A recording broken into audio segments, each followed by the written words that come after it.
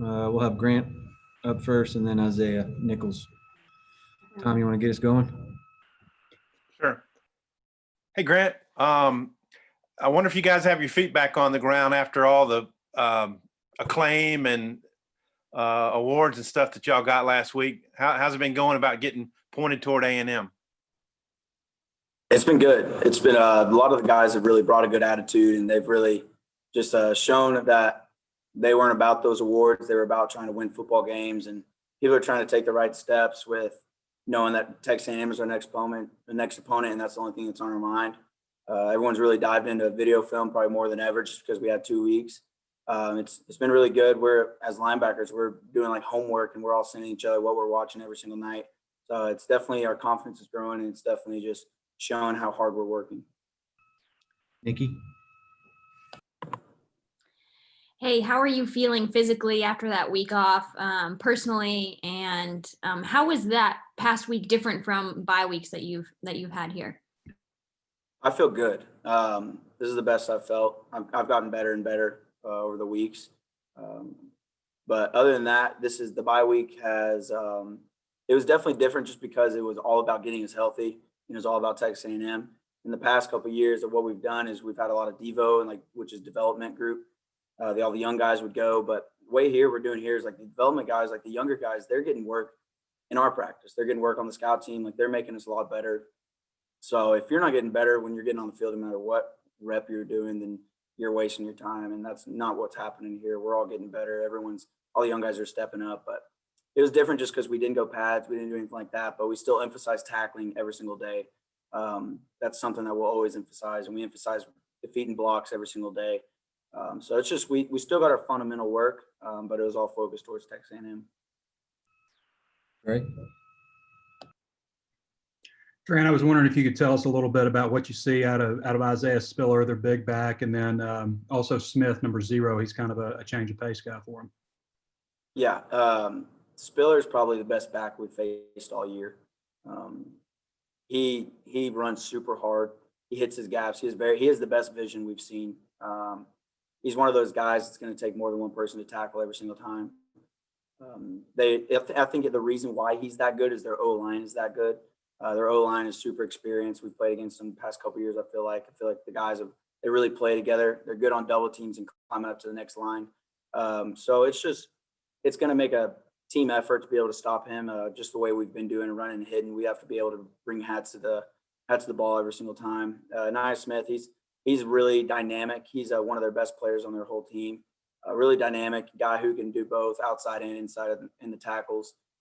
When he's on the field, we definitely need to know where he's at, just because he's a different guy who brings different aspects of what we've seen. Other than that, those guys, my hat's off to them because they're really good, but we got to be able to stop those two and shut down 85 as well. He's one of those guys who can really make plays with the ball. Jordan? Hey, Grant, since you've been here not having beaten A&M, how important is this game? How much do you want it? What makes it different, especially, that there's a trophy involved, all that fun stuff? Yeah, we haven't even really mentioned anything about the trophy until today. I think we all kind of realized, somebody said it at the practice, we all kind of forgot about the trophy, just because our goal isn't trying to win for a trophy. We're trying to win every single game, and we're just taking every week one game at a time. I don't really look at the past and show how A&M, how we played a close game every single year, but what only matters is this Saturday and us trying to focus on them and trying to focus, because this is a team where they have the same guys coming back. Kellen Mond's coming back. He's super good. Spiller's really good. Their whole line's coming back. Their defense is returning 7 starters, but it's same guys that we've been playing over the past, but it's a team that looks revitalized. They look like they're a top 10 team, and they got good things going for them. They can run the ball really well, but we got to be able to focus on our game and getting the best out of what we can do. And we just got to be able to stop the run and be able to focus on what we can do to be able to win the game. Let me know if you've got more in the chat. Tom?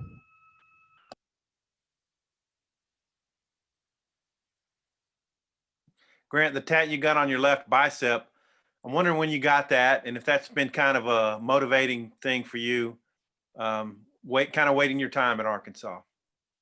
Yeah, so I'm talking about 2 Chronicles 15:7, right? Yes. Yeah, so be strong and courageous, for your work will be rewarded. So that's just something that's been my favorite Bible verse ever since I was about ninth grade, eighth grade. And I heard it at a Bible study one time, and I just knew that I'd just be able to grow. And no matter what you did, you got to be able to go to work because it's going to be rewarded no matter how long you've been working. It definitely motivates me. I see it every day in the mirror. I talk about it every single day because I know how I want to be remembered, and it's how I work.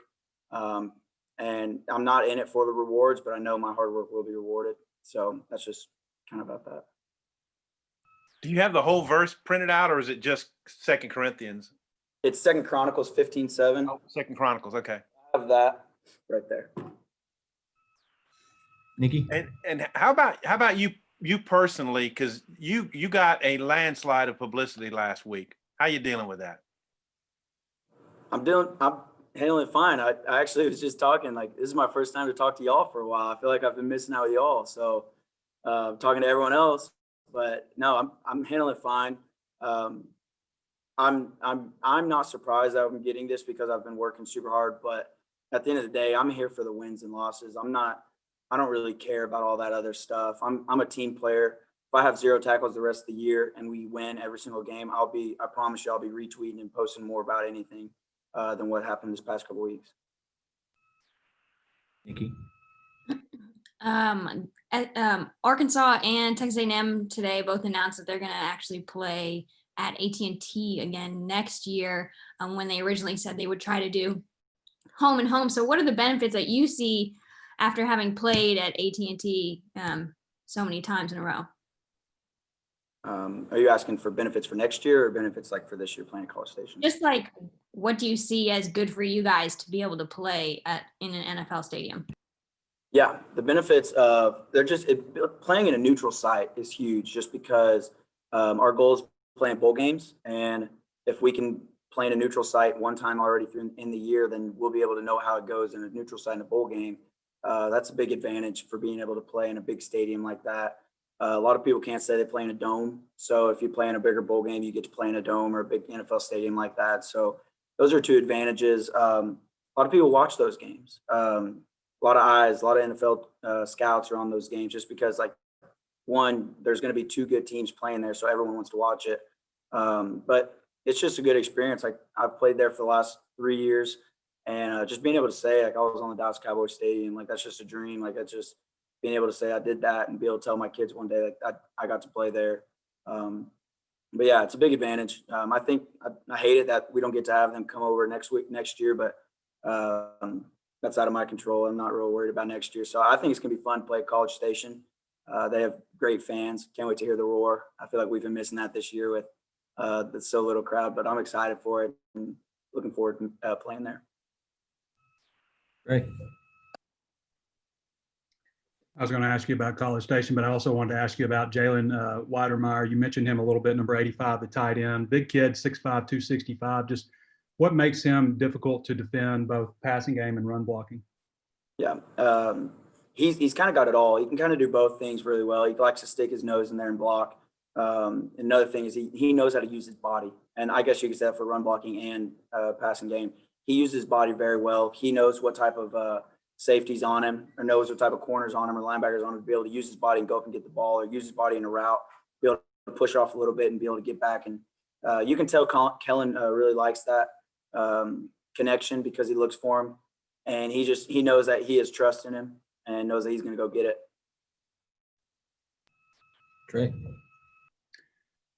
I was also curious, did you notice any difference with Coach Pittman and how, I guess, he talked to you guys during the bye week, and then when you come back in for Monday for the first day back at practice, what did his demeanor change, or what did he say to you guys to flip the script from bye week to game week? No, not at all. I think he challenged us last week to treat last week like a game week, even though we didn't have pads. He ripped people last week just like he would have any other week. Like, we always talk about transition on and off. Before the first practice last week, he challenged us and said, I want to run y'all after practice, but if we don't, if we get our transition on and off and I see y'all working during the play, I'm not going to run y'all. So y'all better not disappoint me. And he challenged us halfway through. He was yelling at us and telling us, like, this is what I want. If you don't keep it up, all like just kind of explaining like this is what he was just trying to set the tone. And I definitely think that he carried it over into this Monday. We've emphasized every single little detail that we got to do to be able to win. We're focused on only one word and going down there, and that's win. So other than that, I haven't seen anything different. All right, one final question for Grant. Anybody? All right, thanks, Grant. Thank y'all. Good seeing y'all again. Let me go track down Isaiah.